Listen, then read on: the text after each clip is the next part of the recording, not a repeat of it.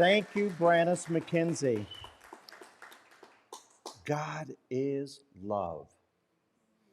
And, every time I hear that song, different words jump out and kind of like shake you and, get my attention whenever I remember. And so, a part of what I want to share with you all today is I want to say something that I didn't know, but I should have remembered.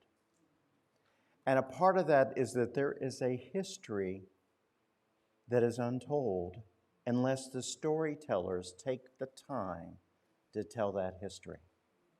Now, I've always considered myself a storyteller, and so I have spent a big part of this summer researching and pulling some information together for a play that I'm writing because I'm a playwright, and that's what I do.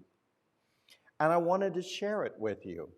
But I realized that if I were to bring what I've learned, and it's like I feel like I'm coming back to school and this is how I spent my summer vacation, would be a part of the context. But by no means is it my attempt to say to my beloved allies and black folks, I want to teach you some black history. I want to share some things that I should have known that I didn't know.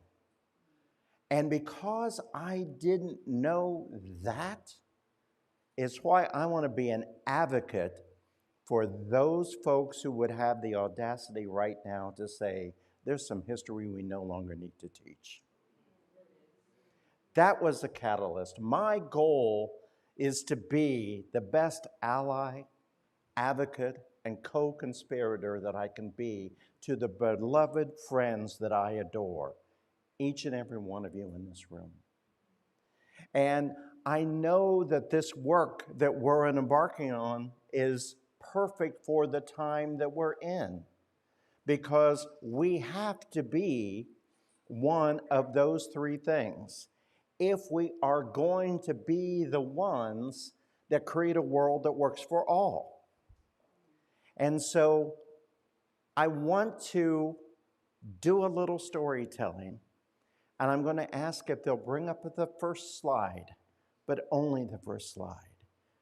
And for a moment, I want to invite you to be still and simply look at this slide.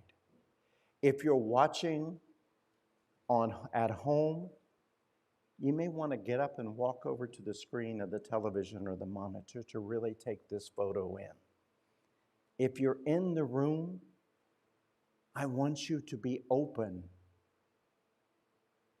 to what this sacred place is saying to you right now.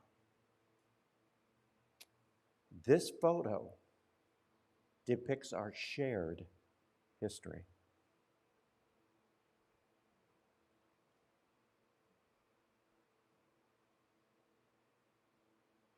As you look at the photo, what do you see?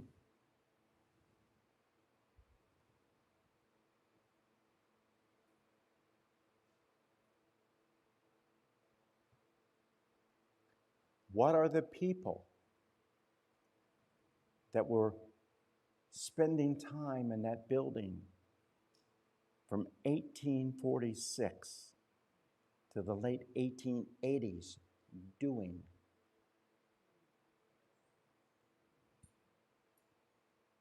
What are they saying to you? They're whispering to you.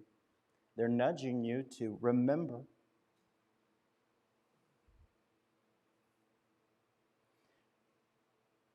So let's go to the next slide, and I want to introduce you to the Union Literary Institute. Now, this Union Literary Institute is 6 miles south from my hometown of Winchester, Indiana. I did not know until I was 69 years of age that this building even existed or is still standing. This is not a Google photograph of the building. This was a photo I took with my iPhone when I got to visit this site. So as the slides go away, I want to tell you a little bit about Randolph County, Indiana. Many of you probably have ancestors and folks that grew up in Randolph County, North Carolina. Well, during the early 1800s, a lot of the Quakers from North Carolina decided to partake in a settlement in East Central Indiana. And so they founded Randolph County, Indiana. And they moved and they inhabited this community. Well, the Quakers were one of the first allies to your community. Because of their faith, they believed that all men and women are created equal in the eyes of God. They were anti-war. They were the first abolitionists that settled central Indiana. Now, again, indulge me, and I know if you know this, it's like you could say, Reverend Jack, you should know this, but nobody told me. And so in this discovery of it, it's like I'm so excited about what is uncovered and what I found. The first African-American United States senator attended the Union Literary Institute in Randolph County, Indiana. Now, we'll get to him in a little bit, but it was just like, and it was right there. So in my growing up, I first learned about the Quaker movement, and I'll talk a little bit more about this, from the movie Friendly Persuasion. A great movie with Gary Cooper, Dorothy McGuire, Anthony Perkins. You know, Google it, watch it. It really talks about that movement, but I remember watching it as a child in that late Saturday night movie, and I was impressed because it's about Harmony, Indiana. So one of the things that I learned in that movie was that the Quakers, who, by the way, took back a derogatory slur that they are the Friends Society. And in England, because they broke away from the Church of England, they were ridiculed, shunned, and marginalized and called Quakers because they quaked at the fear of God. And they said, we claim that. You can't hurt us with that. We'll take that name on. That's who we are. We're the Quakers. Thank you. So they took that name on. But they didn't believe in war. They didn't believe in guns. They didn't believe in any of that. And so they were the ones that were the advocates along the Underground Railroad. And if you can imagine at that time, if you can picture in your mind the shape of the state of Indiana, it sort of looks like that boot that's getting ready to kick someone. And it has a very curly bottom and a very curly up the side. Well, those are the rivers. The southern Indiana is the Ohio River. And the Ohio River is what separated the north from the south. And if you start to go up the west side of Indiana, that's the Wabash River that leads all the way up to Chicago.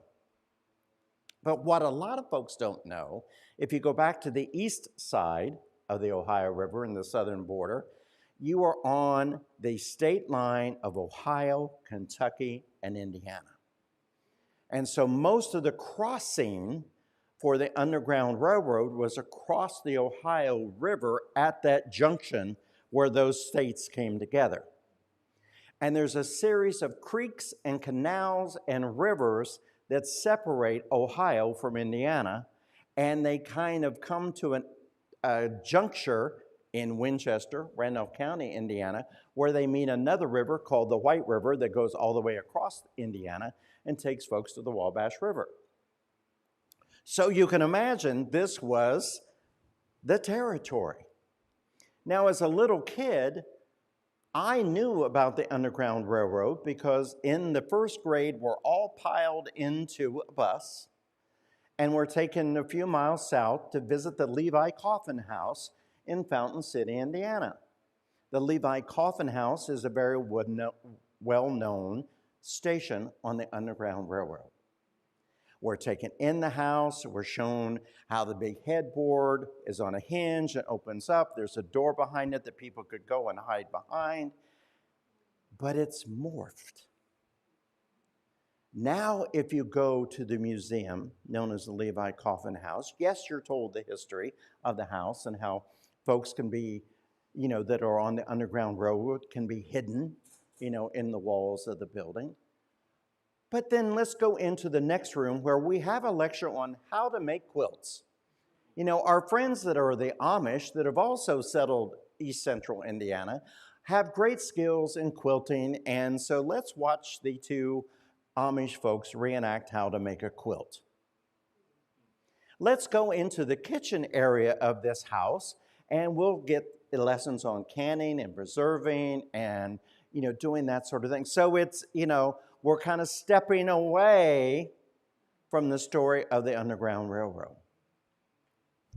So that was the depth and the breadth of my education of the Underground Railroad, which quite frankly went right by my house.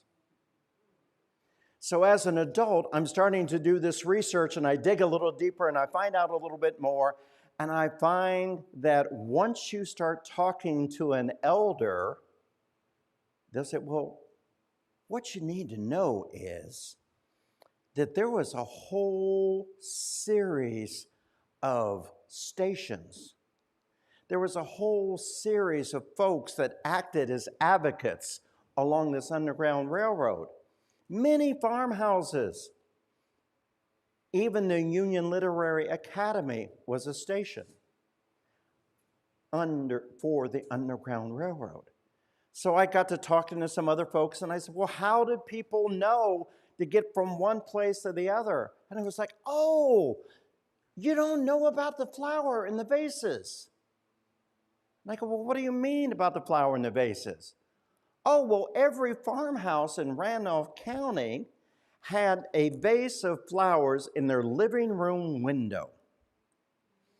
And so when folks would come along the river or the creek at night, they knew that this farmhouse could house and feed and care for 6 people. And if they walked by the window and there were 3 flowers in the vase in the window, there's room for 3 people. But if they had more than 3 people with them, they had to go to the next farmhouse. Well, how do you know that the next farmhouse is a safe farmhouse? Oh, well, what you need to know is it's what color the well is painted. Because the well is outside the house. If the well is painted white, it's a safe sanctuary. It's a Quaker home. There's provisions there. So all you have to do is walk around and look in the front room window to know if there's room. So then I remembered, and it's like, did you ever have one of those situations where somebody starts to tell you a story, then you go, oh, I remember a story that I was told. I wonder if that has to do. Who has heard of Paul Bunyan and the Big Blue Ox? Okay. So my grandpa Elliot was a great storyteller. Oscar Raymond Elliot, I'm Jack Raymond Elliot. And one of his favorite stories to tell was of Paul Bunyan and the big blue ox and the rock in the corner of his field. Now, in the corner of his farm, adjacent to the neighbor's farm to the east, was this huge boulder. Now, this is flat farmland. There's no reason for a 4-foot by 6-foot boulder to be on the corner of this farm. And so to tell the little kids that wanted to go play and, what's this big rock about, Grandpa? Oh, well, that's when Paul Bunyan was walking from Kentucky to Michigan, And his old ox would pay no attention to him whatsoever. So he reached over into the quarry, broke off a piece of limestone, and threw it at the old ox to get his attention. And that must have been where it landed. So the kids were like, oh, wow, that's so cool, that's so cool. And we'd be off doing whatever it would do.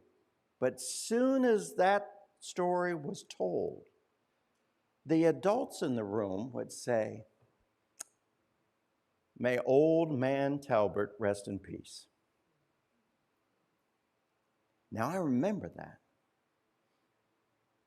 And so as I'm doing my research on the Union Literary Academy, which was 6 miles south and 2 miles east of where I grew up, I remembered that rock that was on my grandfather's farm, which was 5 miles south of where I lived. And so I went to the folks that run the foundation that runs the academy, or raising money for it, and they told me about Mr. Talbert. Mr. Talbert was a free black man. And a part of what he would do is he would go to Kentucky and help bring folks that were escaping up through the channels, up through the creeks, up to the rivers, to the Union Literary Academy, where they could get the basic educational training that would support them. And then he would go back and get more folks and bring them there. And so he was one of the first teachers at the Union Literary Academy. Well, of course, because it was the times that it was, there are some not so friendly folks in Winchester, Indiana, that were bounty hunters. So they would hear from the plantation owners in Kentucky and Tennessee about who had escaped, and they would go looking for whoever it was to be able to take them back to the South. And there was this whole agreement amongst the farmers and the residents, not just the Quakers, but the Quakers' neighbors that were, folks like my grandparents who were allies of the Quaker movement in what they were up to. And so one of these times, there were 2 folks that escaped from a plantation in Kentucky, and the plantation owner wanted them so badly he offered a bounty of $500 each for the bounty hunters to go find these 2 enslaved people. And they had heard that they had made their way up to this area of Randolph County. And so folks went looking. And of course, as I know that you know, and you would be saying to me, Jack, you should have known that, the bounty hunters didn't care whether they really found the 2 people they were looking for. Any 2 black men would do. And so they got Mr. Talbert and another gentleman. And they decided to, they found their guy, they knew they were going to get their bounties, and so they put him in the jail in Richmond, Indiana, which is just another 15 miles south, and they decided to go out and take in, shall we say, the local flora and fauna of Richmond, Indiana at the time, Miss Kitty's Saloon or whatever it might have been, because they knew that Mr. Talbert was safe in the jail. But they had underestimated the advocates that Mr. Talbert had in the Quaker communities and the farmers of Randolph County, who broke him out of jail and hid him from the bounty hunters. Nobody ever knew whatever happened to Mr. Talbert, because Mr. Talbert became Mr. Smith, and Mr. Talbert became Mr. Jones. And, there was this whole concocted plan to change his name so that he would never really be caught or taken in. And so then there was this opportunity where those 2 bounty hunters had to go to trial, and they were each fined $500. because they were unsuccessful in their journey. But they came and they protected Mr. Talbert. And so now the legend is that big blue boulder that sits on that farm just a mile or so down the road from the Union Literary Academy. How mysterious it is that the ground around it is always cared for. That there is always flowers placed around that rock on Decoration Day. And whenever anyone tells the story of Paul Bunyan and the old blue ox, it's always followed by, "Rest in peace, Mr. Talbert." So, as in all history, I tell the story, you repeat the story, you repeat the story, you repeat the story, and I'm not talking about the Bible. But our stories do get concocted, but the essence of the story is still there. And we get to really learn what is ours to do with this information now that we know it. Out of this Union Literary Academy came the first African American United States Senator from the state of Ohio. This slide they can show you of this gentleman. And it's like, did you know? I didn't know. We'll post this information in the slides that I share with your recap that you get on Wednesday so that you can really read a little bit more about them. But the first African American representatives of the state of Indiana went to the Union Literary Academy. It was recognized throughout the Midwest of a school of higher education, and it is the first interracial school college established in the United States. 6 miles from where I grew up. I should have known, but I didn't know. But I know now. And what I want is I want the other children in the same schools that I went to know that this is not just an abandoned one-room schoolhouse that you see many of them as you traverse the Midwest. But this is a sacred ground. This was a huge station on the Underground Railroad. And in the 1840s, Randolph County, Indiana, had more black folks living in Randolph County than any other county in Indiana or Ohio. And just on the other side of the school is the Methodist Church that Ebenezer Tucker was the minister of, that was the main station of the Underground Railroad. It stands to this day. Around that church and around the school were 4 settlements: Snow Creek, Longview, Greenville, Ohio, and Spartansburg, Indiana. Now, when I say those areas were named, think of a crossroads. Greenville is the only town that's really kind of grown up and became a substantial city. But they were all inhabited by black settlement folks. And they were recognized as such.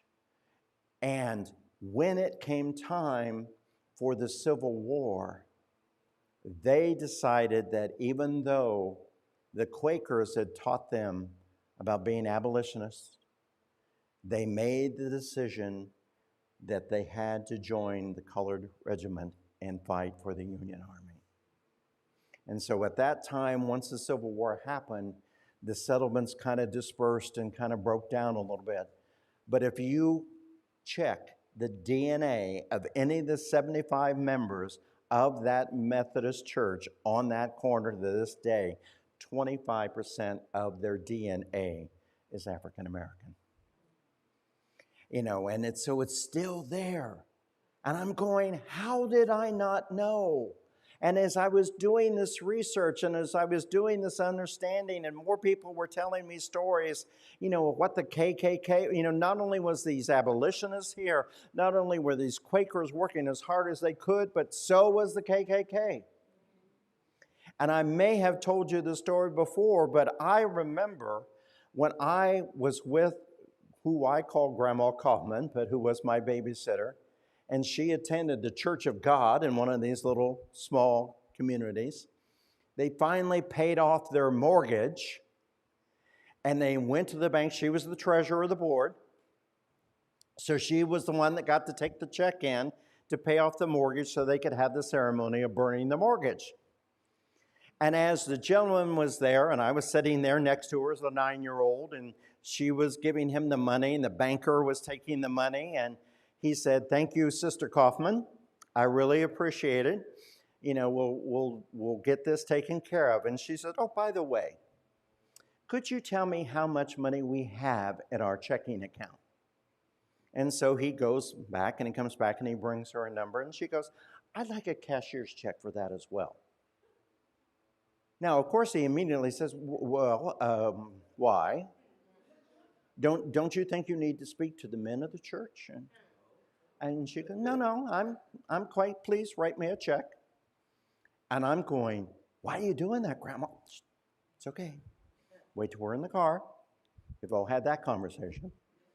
So I'm paying attention, and he begrudgingly brings her the paperwork that shows that the mortgage is paid and hands her the check.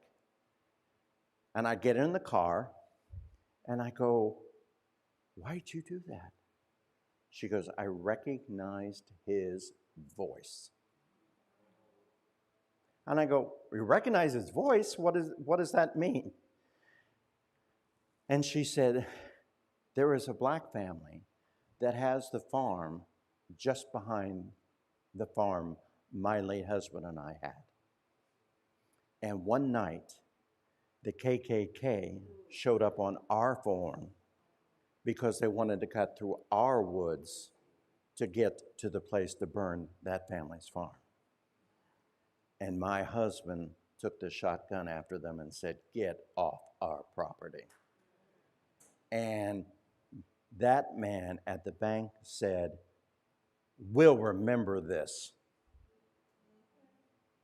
And she said, "And I've lived for the last however many years remembering this. But what I remember most was his voice."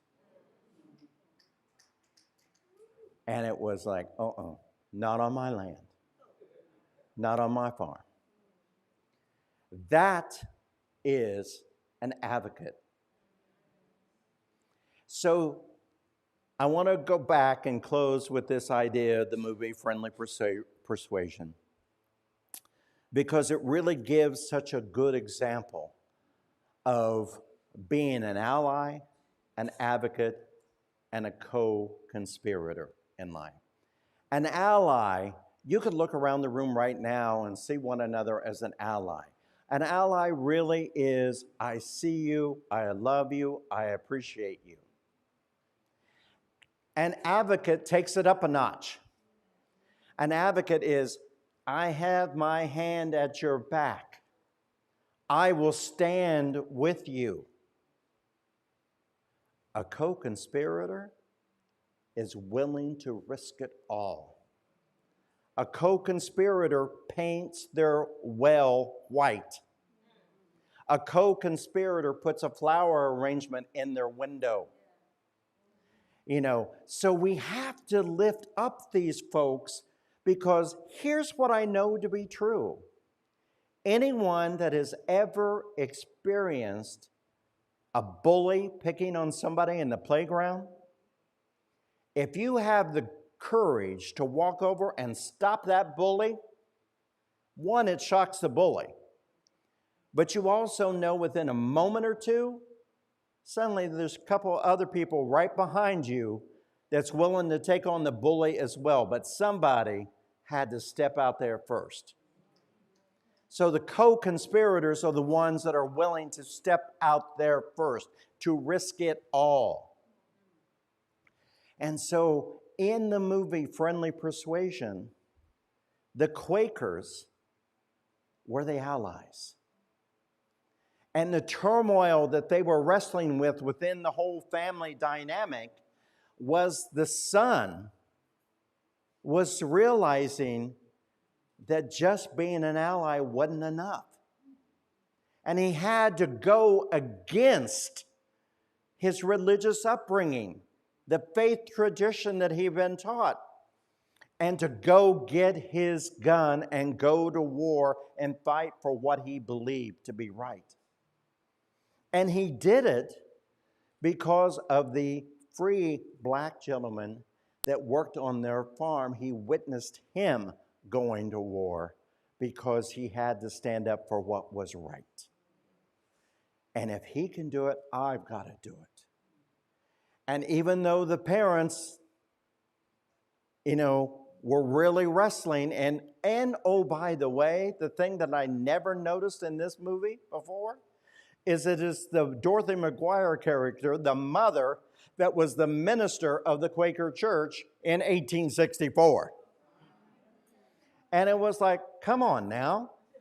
It only took another 100 years to really get women in the pulpit. But it was like right there. She was the demonstration because she was the archetype of being an ally and being steadfast in her faith. Her husband went and got his hunting rifle and went off to join his son to fight for what was right. So, yes, it's cheeky. Yes, there's some funny scenes in there.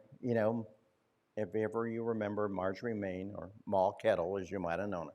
She's in there, and she's got some daughters that are pretty wacky. They represent people from Ohio, not from Indiana. But, you can kind of take it, but the message is there, and it's like, I don't care what it takes to get the message out, get the message out. When the gentleman that became the first representative for the state of Indiana was inaugurated, he uttered one of the words that I heard when I was back in Indiana that I'm now having the hardest time shaking. He said, I am so proud to be in 1881, the first elected representative to the State House of Indiana as a black person. Just 30 years ago, my peers in this house were up to some shenanigans that we would never have the right to vote or to be in elected office. Despite those shenanigans, here I stand. Here I stand. And what I know, and this is his quote that's on his statue in Statuary Hall, in the House. It says, time corrects all errors. And it was like, hold that vision. Hold that vision. It is my intention as I stand here before you to say, I want to be the best ally, advocate, and co-conspirator that I can be in life. And I ask you to do the same. Many of you heard a couple, 3 weeks ago where this wonderful woman who had a little gift shop in Lake Arrowhead, California, was killed because she had the audacity to have a pride flag on her front porch. The person who killed her didn't know her. There was nothing going on. He just saw that flag, was enraged, went and ripped it off. And as he ripped it down, she came out and said, not unlike what Grandma Coffin said, not on my land. And he followed her in the store and shot her. A mother of 9 children. Next Sunday is going to be her commemorative Sunday when we remember Kathleen. So we are in a time when we need to absolutely know who our allies, advocates, and co-conspirators are. And I will offer the idea that each of us are spiritually nudged to when to do the right thing. A friend asked me in Indiana, said, how do you know when it's spirit opening the door for you to go through or your ego opening the door trying to coax you through? And I said, well, here's how I know it's true in my life. If it's spirit that's getting me through that door, I don't even realize I've walked through a door until I'm on the other side. That's spirit in action. I want to leave you with this. You cannot be an ally, an advocate, or a co-conspirator for anyone else unless you're an advocate, an ally, and a co-conspirator for yourself. So the challenge that I leave before you this week, take that discerning look. Am I being an ally? Do I see myself when I look in the mirror? Not who I should be when I look in the mirror. Not who I want to be when I look in the mirror. Do I see God's perfect creation before me when I look in the mirror? That's being my ally. Am I an advocate for myself? Or am I always putting on hold what I want so that I can have harmony in my home and other people can have what they want? Am I not speaking up at work because I don't want to stir it up for myself, so I let other people do what they do at work? Let that go. Be your own advocate. Be your own co-conspirator. Because you know when you're a co-conspirator, you have a focused intention on what is for the highest and best. And what we know about this teaching is when you put your focus on what is for the highest and best, it expands. So I will leave with the words of the Reverend Dr. Andriette Earl. Keep your attention on your intention to be your own best advocate, your own best ally, and your own best co-conspirator.